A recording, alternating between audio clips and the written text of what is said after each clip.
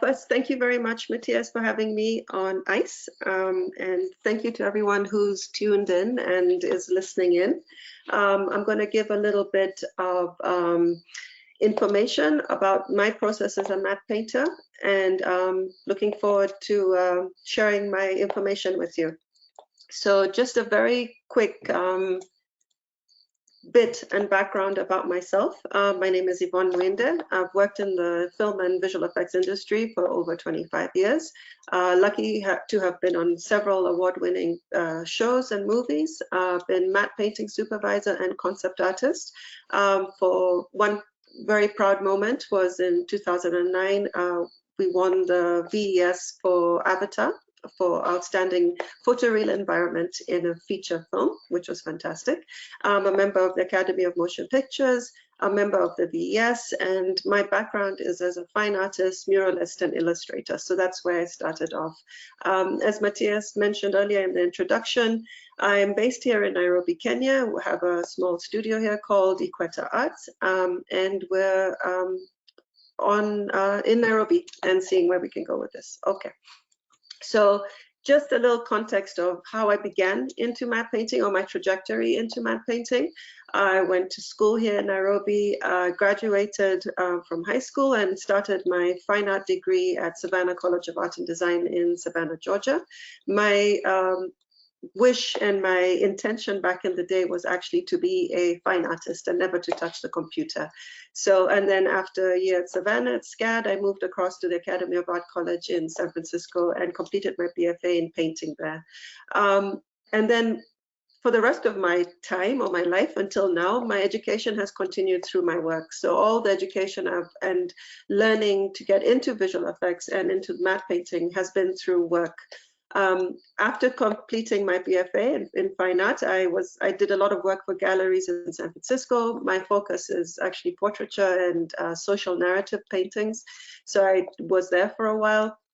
And then as you have it, as you're a painter, back in the day, you had to have a day job. So I actually worked as a muralist, a commercial muralist, for many years. And then I always wanted and had always an interest in public art and doing public art work. Living in the Bay Area, you got to see all the beautiful artwork that was in the Mission District. So I applied for different mural commissions. I was awarded the mural commission for the Blair Caldwell African American Research Library in Denver. And that was my public art contribution. And then afterwards, it was just a lot of commercial freelance painting jobs, oil on canvas, acrylic, all that kind of stuff. These are just some examples of my work. One is from an earlier piece back in the day, and then this is a more recent piece now in the last few years. So one thing I've always maintained is that I always continue to paint traditionally. This is just an example of the public. This is the mural I did at the Blair Caldwell African American Research Library. Happy to say it's still up on the wall, which is fantastic. But the whole idea was, the story behind it was about the American experience moving towards the West, as Denver and the West Coast of America. So that's a little bit about me. A little trajectory of my journey from fine art to muralist to illustrator to there's examples of my fine art and my work. You can see more of my paintings at yvonnemuinde.com. And as I said, I continue to paint and always maintain traditional painting. This is the images of the mural at the Blair Caldwell African American Research Library in Denver. How I transitioned and switched from traditional art to matte painting was actually because of how life has it, or things go. As you know, in fine arts, this was about now 23 years ago. It's either feast or famine. So I do a lot of work for galleries and for shows, and I needed a bit more stability. As luck would have it, I met somebody who is now my husband back then, who was working in the film industry. And the only reason I just didn't know that traditional painters would work, can and have a place in film and in visual effects. So at that time, it was a revelation. It sounds a bit silly, but it was back then. And so these were the tools that I began with. So he gave me Also, just for context, back 23 years ago, there was very little information about matte painting. Now you can Google, you come up with all kinds of tutorials and examples, and there's a lot of reference material. But back then, so I had my book of Maya 3, I had a very junky computer, and I had a crack of Maya 2. So things already were not matching. It was a lot of crashes, a lot of frustration, and a lot of stumbling along. And I remember the first thing I thought was, I'm supposed to learn how to do a bouncy ball. So that's where I started. But then, as time have it and luck had it, being in the Bay Area at that time, I was actually around people who were in the industry. So as I started kind of down this path of what it is I want to try to learn, I actually was lucky enough to meet different people who guided me and helped me along the way. So starting to meet some sort of mentors and people in the industry, a lot of people in the games industry. But then I think one of the things that helped me was meeting somebody called Christian Schurrer, who was an art director. And he actually said, hold on, first of all, when we talk about matte painting, you're not supposed to be painting. So this was back in the day where I literally interpreted matte painting as painting. So I was painting everything in Photoshop from scratch. So he set me on the course to figure out what it was that I actually needed to learn. So from that point, these are kind of the things that helped me along the way was starting to learn the correct tools for what I wanted to get into. I was painting a lot of portraits in Photoshop for a matte painting job, which has to do with backgrounds and environments. And then I had to develop the correct portfolio, which through his advice and guidance, I was able to do. I had to ask a lot of questions because as things were not working and breaking. And then needless to say, there was a lot of job rejections. I kept trying, but of course, as I was honing in on all the things that I needed to correct, there was a lot of rejections coming in. And then I guess the most important thing in all this time was seeking mentors and learning from them. And then putting in a lot of hours and sticking with it. So a little trajectory of where my journey has taken me in terms of matte painting. So as I said, originally from Nairobi, Kenya, I was lucky enough to start at Savannah College of Art and Design and then moved across to the Bay Area. And as the universe would have it, and hard work, I'm not going to say it was all luck, there was a lot of hard work. I got a starting job at Industrial Light of Magic back in 2003, 2004, and started off on Star Wars Revenge of the Sith. I couldn't have asked for a better place to start matte painting because I landed in the mecca of matte painting. All the bests, all the legends were there. So I did my best to learn as much as I could. From ILM, we went, is it west or east? We went all the way to Australia, to Sydney, working at Animal Logic on Happy Feet. So also at that time, as it is, we know in the industry, you tend to move a lot in the early parts of your career because it's a first you're not getting the long contracts, but it's also a way to learn a lot of proprietary tools, a lot learn to work in different companies and adapt. So then from Sydney, Australia, it was on to Weta Digital, and I was there for now Weta FX. I was there for 8 years. I was head of matte painting at Weta. Got to work on the most amazing shows and movies at that time, and also just got better and better. I think the beauty of working at Weta was the excellence that is there, the push for doing things really well. It is the best for many reasons. From Weta, in 2004, made our way across over to Vancouver, and I was matte painting, head of matte painting and supervisor at Scanline VFX. And around 2018, I decided with family that it was time to move back home to Nairobi, Kenya. Also, this coincided with COVID, but it also coincided with now we can work more globally and more remotely, and moved back here to Nairobi. So here in Nairobi until present, and just recently had the first visual effects festival in Nairobi, Kenya called Visage, which I'll explain a little bit later.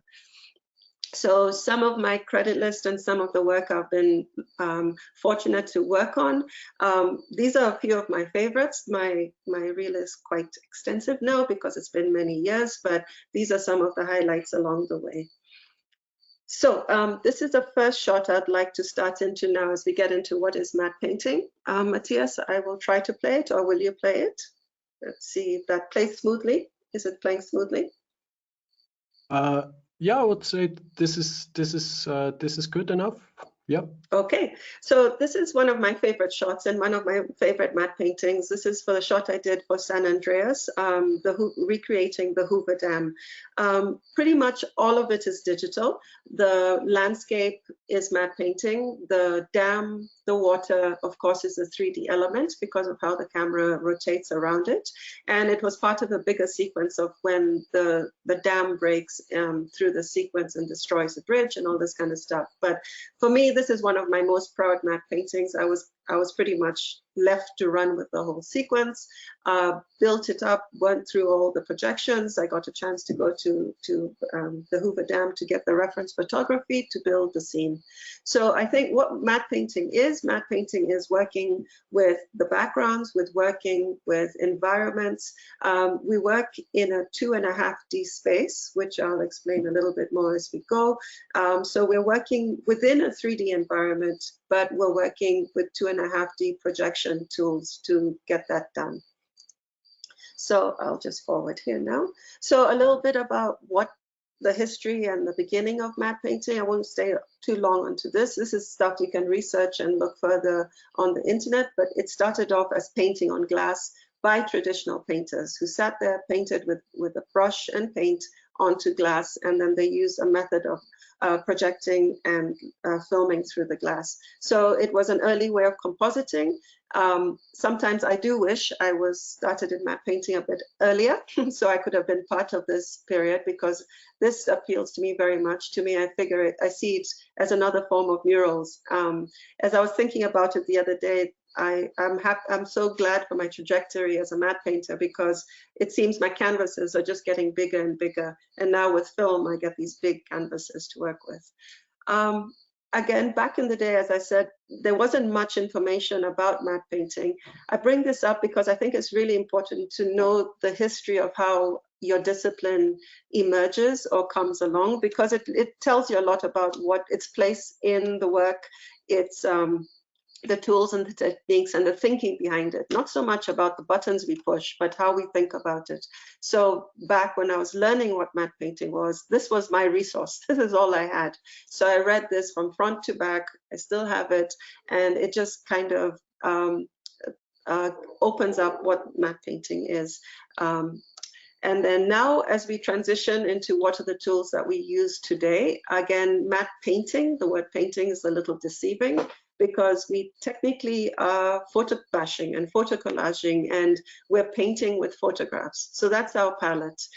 So the day job and the tools of the trade is Photoshop, Nuke, Maya for some 3D work.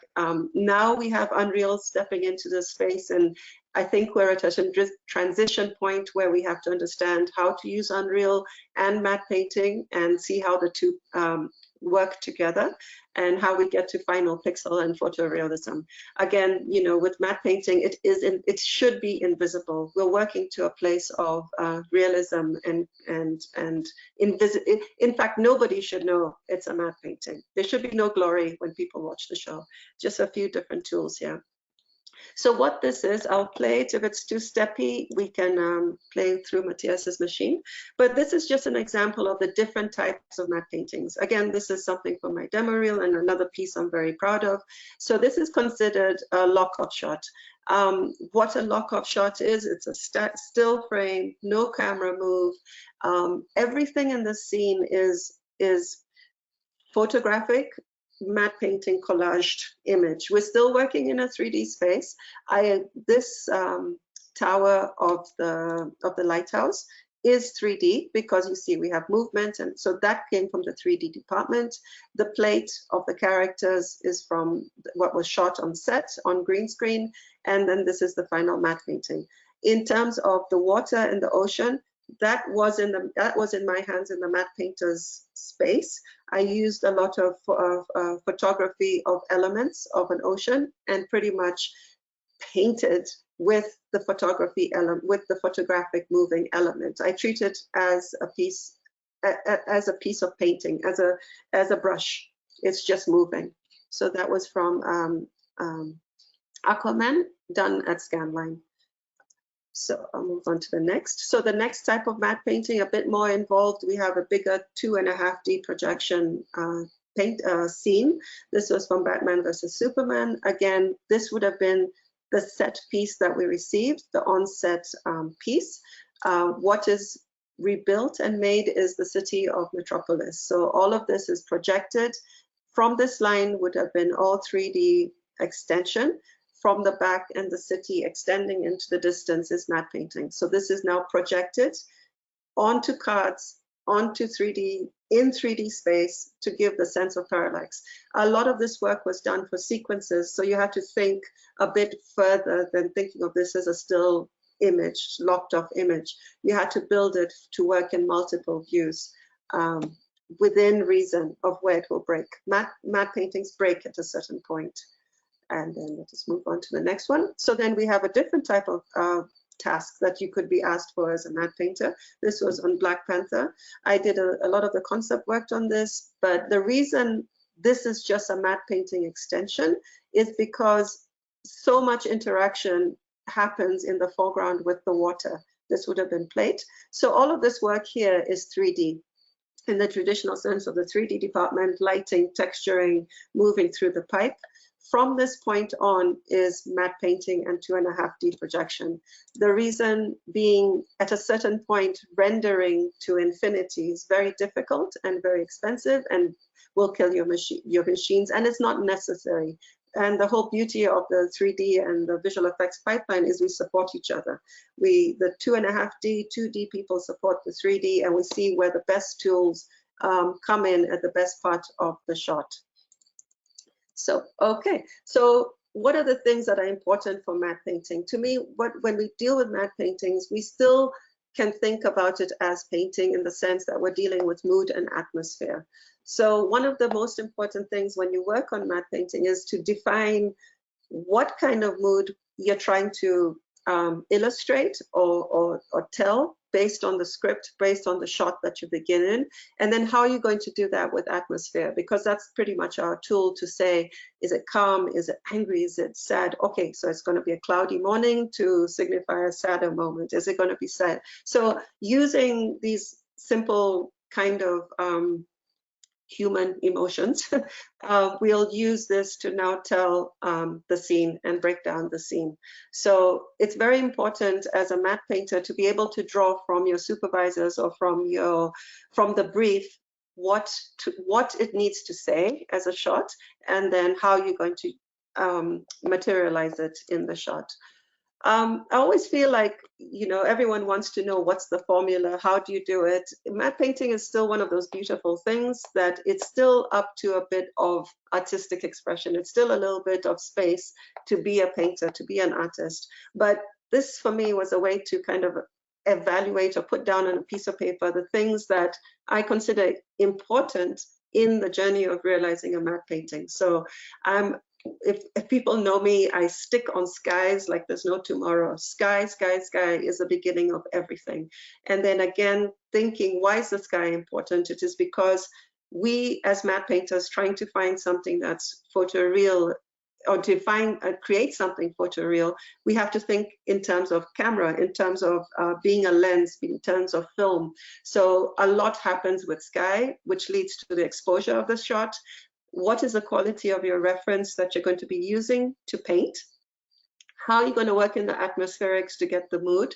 A little bit of your artistic know-how and experience and sensibility and wish, you know, you can still sneak in some thoughts of your own.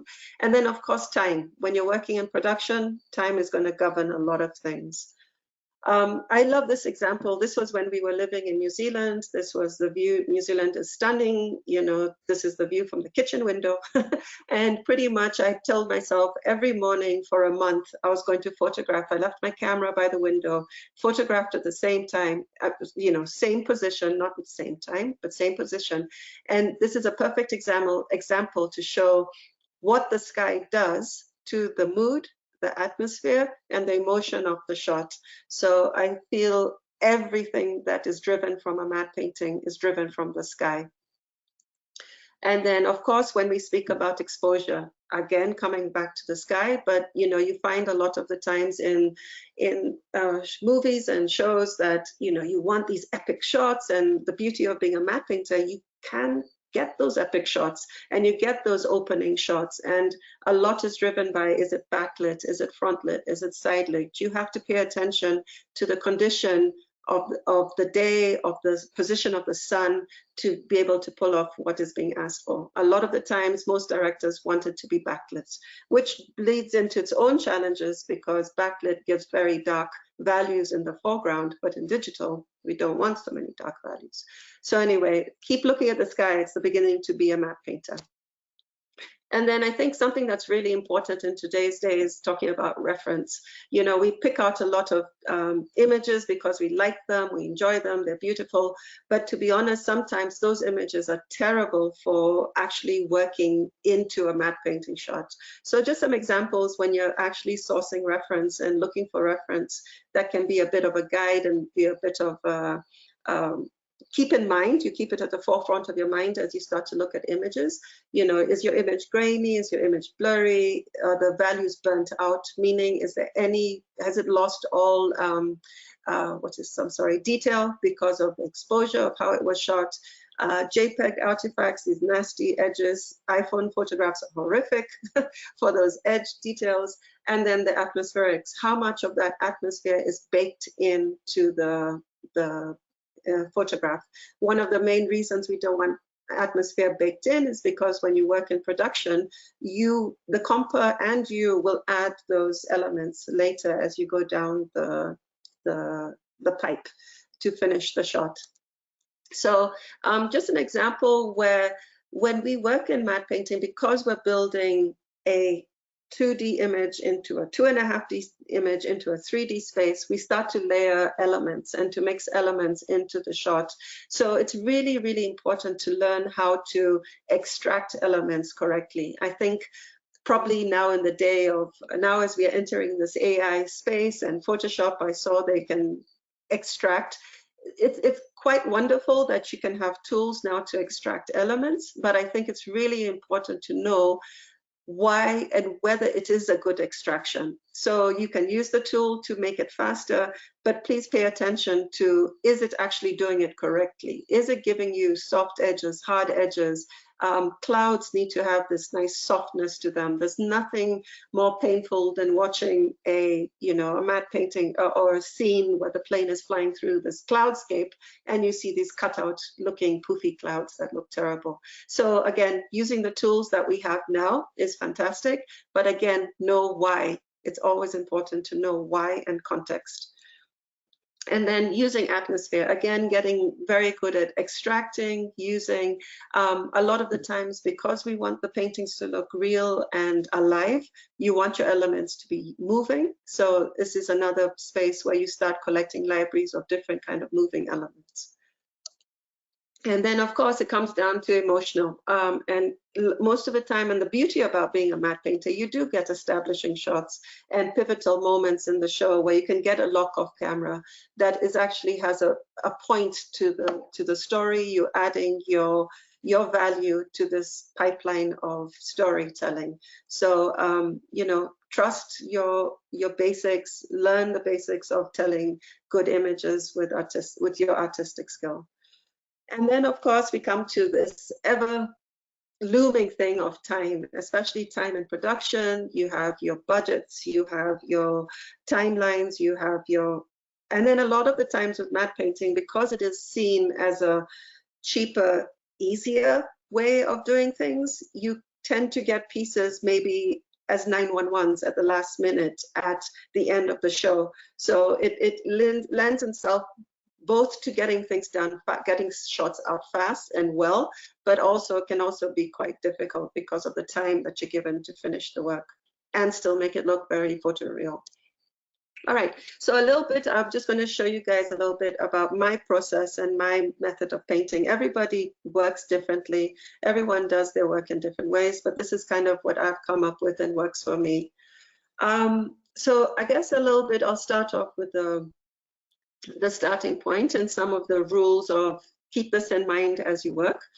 Don't plagiarize, don't pinch other people's ideas, don't pinch full photographs and use those verbatim. You're using them as a palette, you're using elements, you're not lifting someone's picture and using that. You use a lot of photography, you do very minimal painting. The only painting you would do in matte painting on the computer is cloning, if you're cleaning up edges and cleaning stuff up.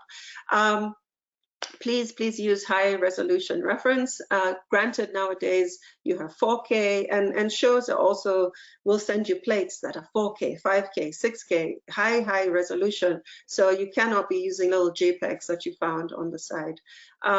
It's really important to pay attention to the fundamentals: perspective, horizon, lighting. Do all these things match? Are you making sure that no one catches you out on something that could be wrong? It's actually quite amazing how much people react negatively to a very off horizon, even if it's just slightly. And then, of course, when you work in production, don't work destructively, meaning don't flatten your Photoshop files. But that means you have to also work systematically, logically, and neatly, because your image file will explode. You'll be buying gigs to get your work done. And then, of course, the most important part of all of this is have fun with it. All right, so this is just a little bit of a image of how my painting journey goes when I start a matte painting. What I'm doing here is using something that's I'm just working on a singular image. Just started with a made-up image off the internet. So I said, this is my image of inspiration. I'll work you through the image, gathering reference, working with value. I work with black and white for a very long time until I've blocked in the whole image, and then I get in my atmosphere just to only work in value, in black and white values, and then I slowly shift to color. Then there's a process of QC and refining the image, which is technically the last 5%, which can take the longest, and then saving your layers out for the next part of the pipeline of a production or 2.5D projections, and then final touches. So this is just a starting image, and looking at this image and going, unfortunately, I'm using an image of destruction, and we know we have so much turmoil and destruction in the world, but unfortunately, a lot of the work that matte painters get to do is destruction because they're cool shots. So anyway, this is just, I thought, let me start with this image and take it to the next level.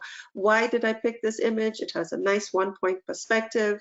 It's got a good level of detail for scale, and it gives me some cues to match onto. It's almost like my underneath sketch. It has very clear planes of front, mid, and back. What is terrible about this image is the defocus. The image is the lighting is quite flat. It's front lit. If you scale this image up, it's going to break into pieces and pixelate and fall apart. And it has no fidelity if you're going to grade it up and down. So rule of thumb, please work with higher resolution. And when you start working on your matte paintings, you tend to work like 1.5 or a little bit, 20%, 30% bigger resolution than you need for the shot. All right, so like I said, in terms of painting, this is my palette. So traditionally, as an oil painter, my palette will sit on the side with all my tubes and all my colors spread around, and you use your brush, your linseed oil, and you mix and you paint. This is the palette. I mix and paint from different references that I've collected. I think one of the most valuable things you can have as a matte painter is your hard drive of reference. So keep collecting, organize it. It's really important to put images and reference in a logical space and manner. Cracks, you know, think how to organize clouds. If you've extracted clouds, you keep a folder of extracted clouds that you can use for later. Some really good resources online to buy photography. If you can go out and shoot your own, great. If you can buy some, there's some very good stuff out there that you can use. But again, be mindful of the licensing, be mindful of how you're using the photograph. And then here we go, this is starting with the painting. So again, what do you think about when you think about the painting? I treat it no different than an oil painting, a watercolor, anything, a mural. It's about what will the lines do? What is the tonal value that you're going to be working in? Do you have your full blacks to your full whites? Meaning, do you have your full range of value? Colors? Do you have warm and cool, complementary? How are you working all of that stuff in? When with lines, be very mindful when you building your shot that you're not creating uncomfortable tangents. I think it's these subliminal, subtle things that really bother people, and it's hard to articulate, but you know something's off. And most of the time, it's this awkward little tangent in the frame. So this is just a quick example of collaging. So this is taking the base image that we started off as our inspiration. I knock it to black and white, non-destructively with a hue saturation curve at the top of the Photoshop file. And then this is the fun part. This is the part where you don't think, you just play, you just tell stories. You try to create moments where different things have happened. You're adding into the shot. You're telling a story, a different story based on the brief that you've been given. So the brief I had in this shot for myself was to create this destruction scene. And then as you're working through an image, realizing that what makes it come alive or what brings it to part of the story is adding character. So a lot of the times matte paintings and environments are in support of the story that's happening in the foreground. So being mindful about, are you going overboard with all this detail that you're putting and you're killing the attention and the eye to the character? So be mindful about always work with all the elements of the shot. If you're working with a plate, say 2 characters standing on a bridge, put them in quickly. Have all of your foreground, midground, background in the shot as early as you can, so that you do not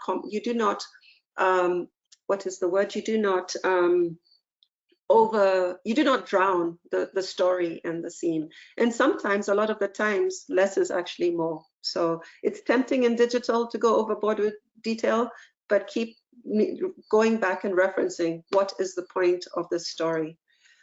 And then for me, again, always in black and white, I keep building up the atmosphere. Again, all of this is not baked in to the Photoshop file. So at any point, I can turn off any layer, I can switch it out, I can remove it. Little subtle things that happen by mistake, and you go, oh, I'm going to hang on to that, I'm going to keep that. This is, in this early stages, edges and things are not yet defined and not yet softened. So this is the part where you can keep kind of building it up. And always you're going front to back, back to front to back. And then as for this example, I'm saying this is my base. Now I'm going to get into color. So the reason I keep color separate is as you're collaging all these different pieces of reference, it's a way for me to eliminate extra noise, because you'll have images that are tinted reddish, greenish, and it's hard to differentiate. So I guess in a way it's a little bit of my squinting as I work. So now as we step into the color space, so I turn off my adjustment layer at the top. I tend to always try to find a reference image that can guide me, that keeps me in check. And I keep that on the side of my screen or in the image and keep reminding myself, what am I trying to do? What am I trying to do? Again, front to back, back to front, keep building it up. This is an example where you can see my color layers and my adjustments sit within the folder. So this deals with the right back. I did a color correction, a value correction, and a small cloning paint out in there. So, and then as we mentioned, the last 5%, 7 to 10% of the shot is the QC. It's matching all your blacks, it's matching all your saturations and your values and your colors. And so this is, again, a lot of back and forth. This is at these stages, before you get to this point, you've probably shown the piece to a few different people or supervisors. There'll be changes that have been made. So it's a little bit of constant work loosely, work lightly, so that you can make changes. And a lot of the times what you thought was a good idea in the beginning may not be such a good idea at the end. So being able to turn off layers and switch things out. Here we talk about, like, not going to get too much into the projection and the 2.5D part of things, but when you're building this, for example, as I say, you're saving these layers out to project them into Nuke and to build them into a 2.5D, 3D space. You want to be able to peel your image away so that you are able to build it back in Nuke or whatever compositing tool that you're using, so that you get some parallax. You know, granted, if this shot had quite a strong camera move in, this would not be projection. This would be fully 3D, because the reason you would not have this as a 2D or 2.5D element is because it will lose all dimensionality as you move over and into the space. So this was just an example to talk about layering and pulling things apart to put them back. But every decision for projecting is based on the camera move. So the more gentle the camera move, the more you can get away with in DMP, in matte painting. The more aggressive or translating or rotating a camera move, the more you have to deal with 3D tools and 3D elements in the foreground, or possibly even midground, and then the matte painting pushes back. So it's this line that shifts in space, whether based on the camera. And then I guess for me, this is just a little summary of what's a good thing we should always think about is good reference. I forgot, and then work at very high resolution because of where we're going with production, with the shots that we have, with the screens that people have at their desks now. Always establish really good value and exposure. That's the base for everything. Sky, sky, sky. What is the sky telling you it's going to be on that day, or it's going to be for that shot? And then what's really super important is be willing to change your image and give up on a piece of reference that you love, but it doesn't work. It does not work for that shot. So, and then always maintain a clean file and work neatly. So one of the things, as I had mentioned at the beginning, I got that lovely bit of knowledge and inspiration and guidance from Christian back in the day, was how to develop a matte painting portfolio, how to create a portfolio that will get you into the industry. So what Christian had actually advised me, he said, listen, you don't need 20 things in your portfolio. You need 5 correct things in your portfolio. So if you're going down the matte painting environment route, you want to have, excuse me, a piece in your portfolio that shows that you can deal with destruction. Because at the end of the day, we do paint a lot of destruction. We do paint a lot of details into that, into the CG, you know, areas, or a lot of the times a matte painting would be used for the aftermath. So the explosion has happened, the crater has been created, you are painting the destruction into that shot. So the first on the list, destruction. Second on the list is an extreme angle. So a lot of the times, why you're going to use a matte painting is because it's too dangerous, possibly for the actor, because it's too difficult to shoot. So a lot of the times I would have, there's always that classic, every matte painter has painted this one, the one you look over the edge down to the river valley below and the cliff wall. So again, it's a lot of the times is find something in your portfolio that shows you can handle an extreme angle.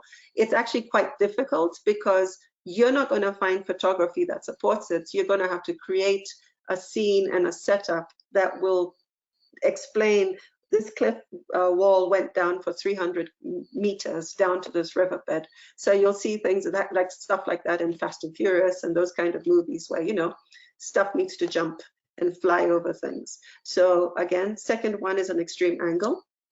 Third one is paint something that's fantastical, but based on realism. So a lot of the times, A perfect example is Avatar from the first Avatar, the new Avatar. It's a fictional, fantastical world in another planet, but it's based on realism. It's based on real world elements, but in a fantastical space. So again, do things, if you're going to work professionally as a matte painter, it must push to being realistic. So this is another third part of the portfolio. Fourth part of the portfolio, extensions and enhancements. So a lot of the times we'll paint cracks on the ground, we'll paint the earthquake happened, the cracks have been added to the ground, to the bridge, because possibly they got it out of effects and the effects department, but the small details that give it its scale, that give it its complexity and its realism, they can't quite generate, and you would add that on. Skid marks on the road, for all these cars needing to skid around, you know, and that has to be accentuated and made bigger. Blood splatters, little things like that. It's very surprising how a lot of the set extensions and enhancement can actually be quite complex and quite challenging, because first you have to integrate it seamlessly, and then you'll have to deal with a lot of roto, you have to deal with sometimes very complicated composites, just to put in these little extra details. So think of things that you can do as an extension or an enhancement. And then there's the typical day for night. Everybody has watched the shot of the moonlit night, the vampire showing up and the moon is out there. A lot of the times they're not going to go film at night. They're not going to get the moonlight. The exposure is difficult to set up, right? So work on trying realistically to switch or augment something from day to night. Another example could be a scene that is the normal scene or fall scene, and then add snow to it, snow on the rooftop. So you're literally changing a season or changing a time. So that would be your fifth kind of secret sauce in your portfolio. And then why would you use matte painting? It is a cheaper alternative to building full CG environments. You get a lot of detail for free out of the photographs that you find.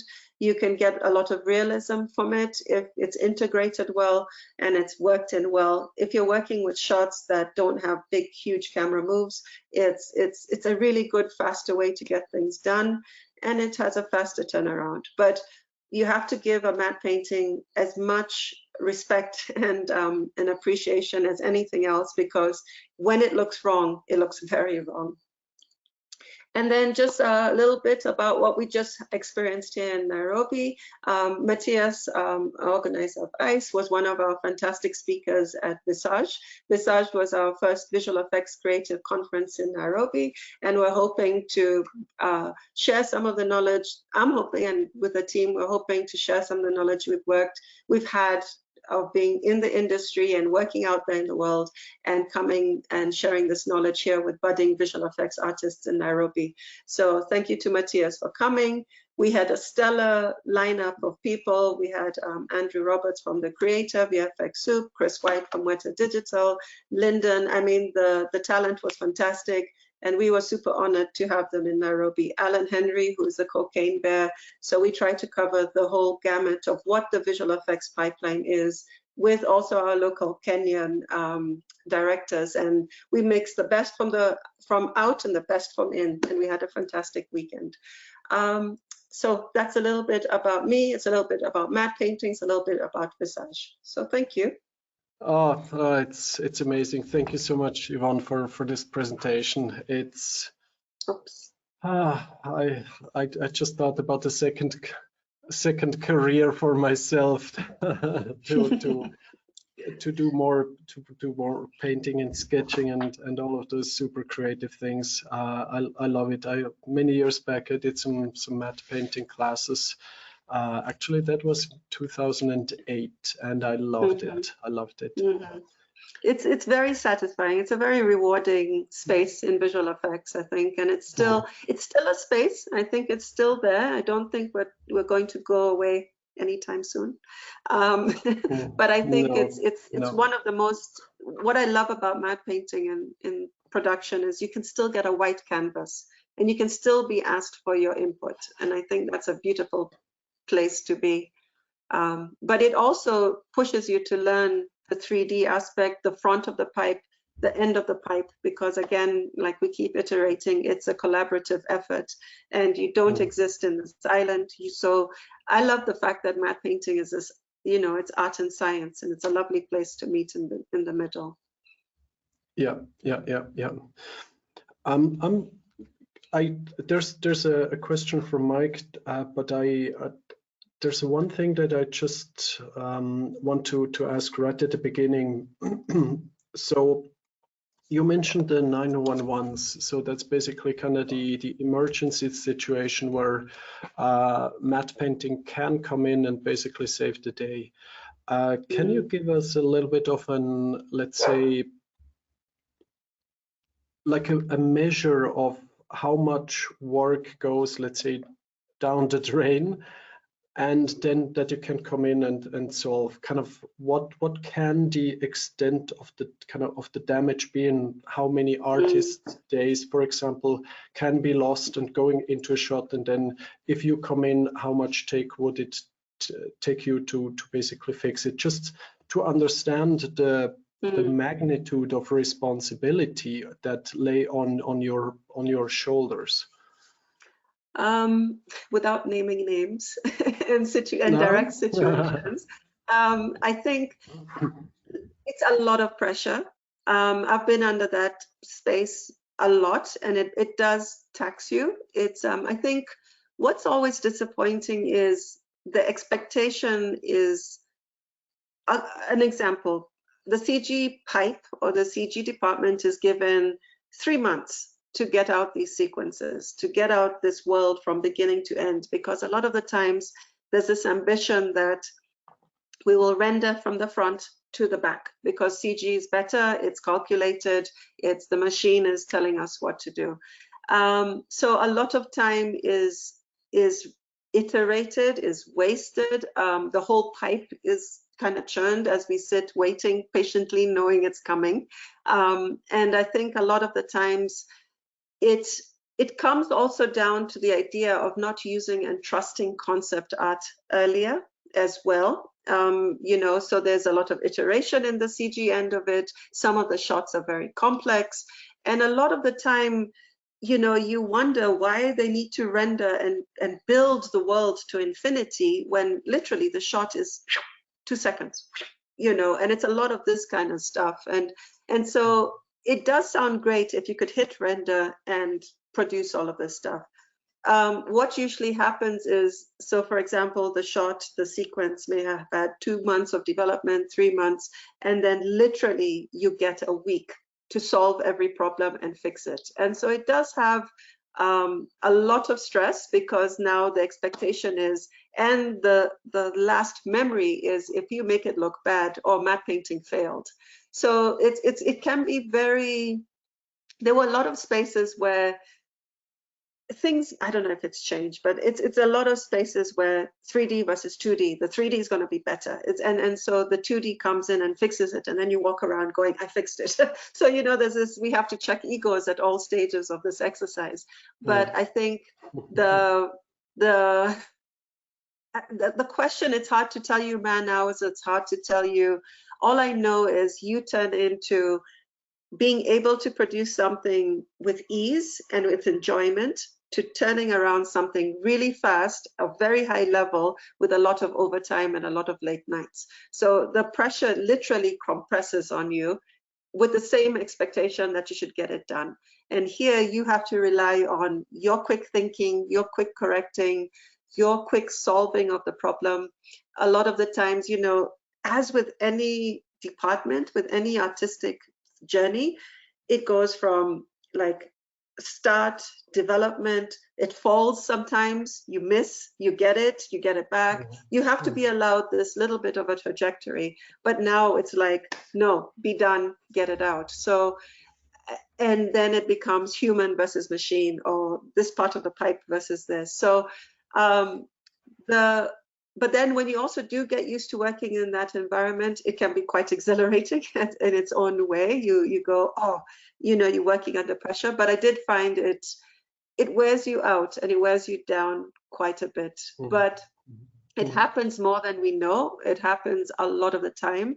A lot of instances and a lot of shows, they will claim there's no matte painting, but there's a ton of matte painting on the last hours. And it's just this, like, it truly is an invisible art. And to be totally honest, you don't do this for the ego, for the glamour, for the stuff. I do it to enjoy the shot and know I did that and I enjoyed doing it. I learned something from it. So there's a lot of instances where I've been part of or experienced where they literally say there's no matte painting. And you're like, but I was on that shot for weeks or for days or for this. And so the crunch time and the 911, because we save time, because there's no hit render to infinity, we get it out.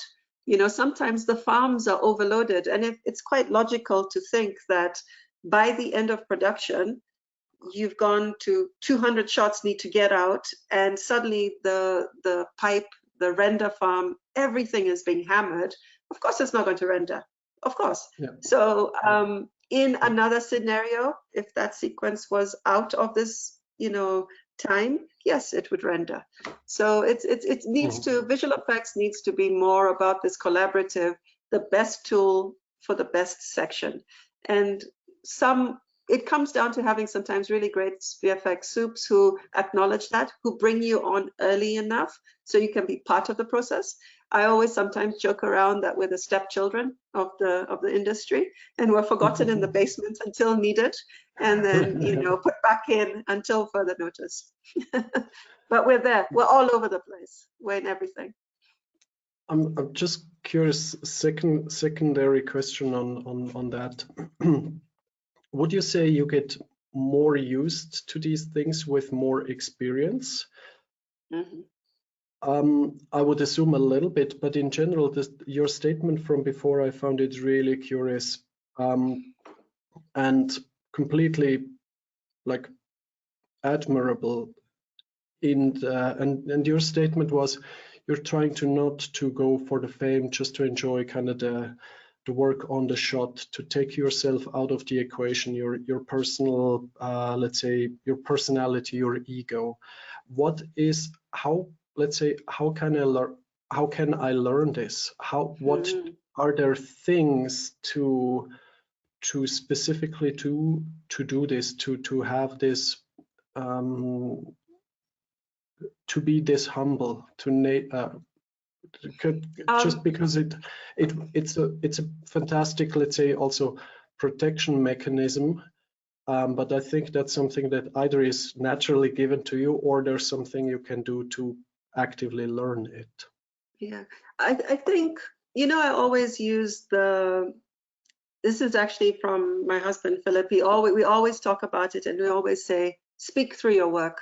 Don't speak there standing on the box beating your chest. Speak through the work.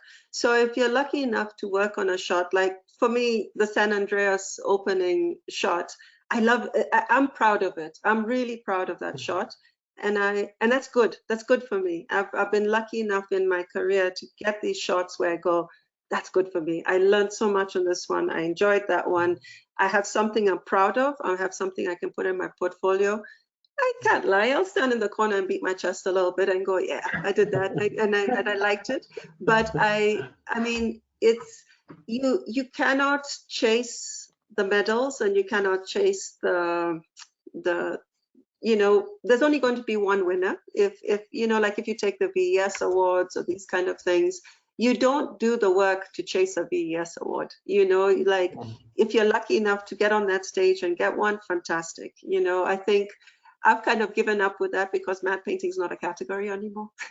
We won the last one in 2009. Now it's environments, and now it becomes this idea that it's the CG world that is only rewarded, and it's not this traditional sensibility. I mean, I would love to petition to bring matte painting category back, please. Let's talk to Aaron. Let's bring it back in Germany, please. Let's bring it back on this side, because as soon as they changed everything to environments, it's almost like saying this matte painting is still very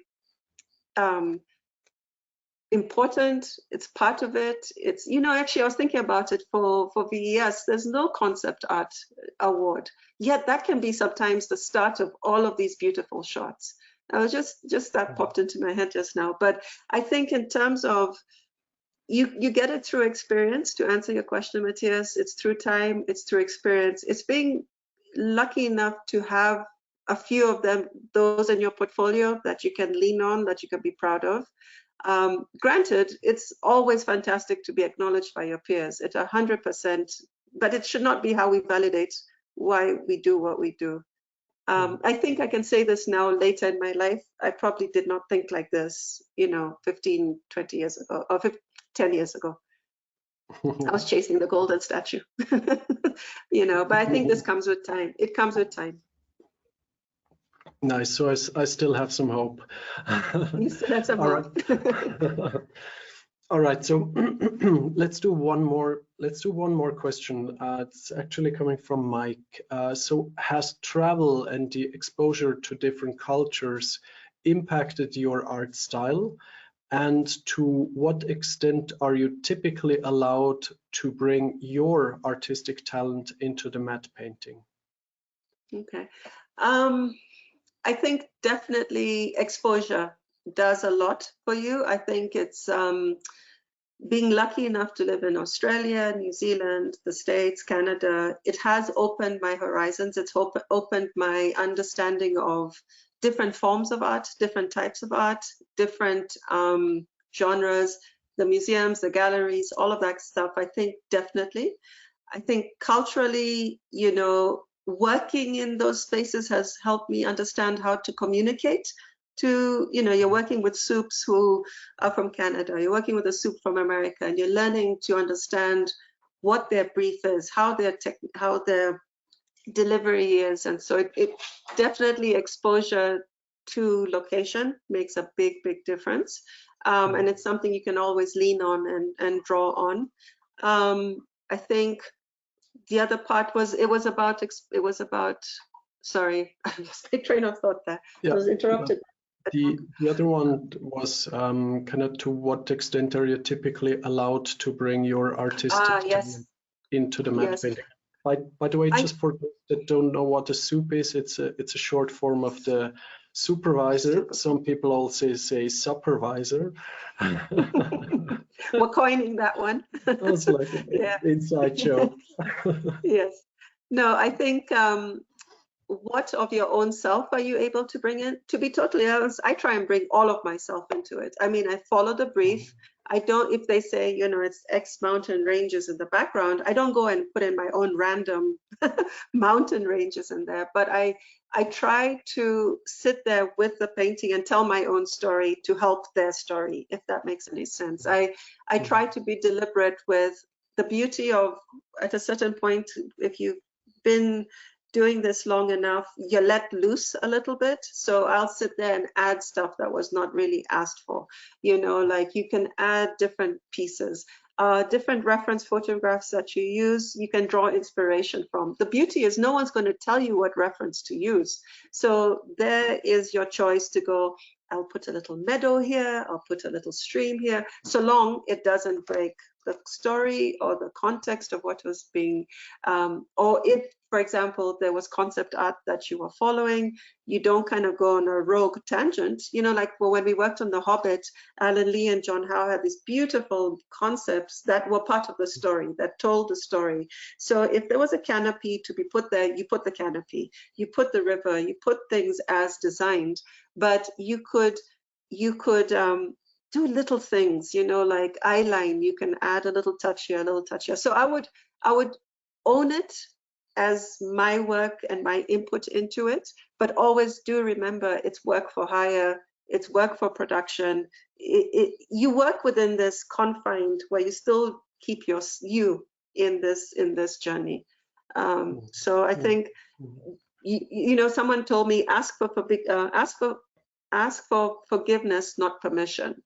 So sometimes when you start on your work, just take a chance. If it's within the boundaries that is acceptable, do it, and if it passes, then you say, oh, this is awesome. But you know, don't go out asking, can I do this? No, just do it if you know it's doing the right, if it's supporting the story. Mm. Yeah. Amazing. Thank you so much for all Very your welcome. invaluable inputs. Yeah, I would say if there are some more questions and you do have a little bit of time, please jump over to Discord. And I would say let's do just a short break, 5-minute break, and then we are going to go into the finale, last presentation for today and for this conference with Tasha.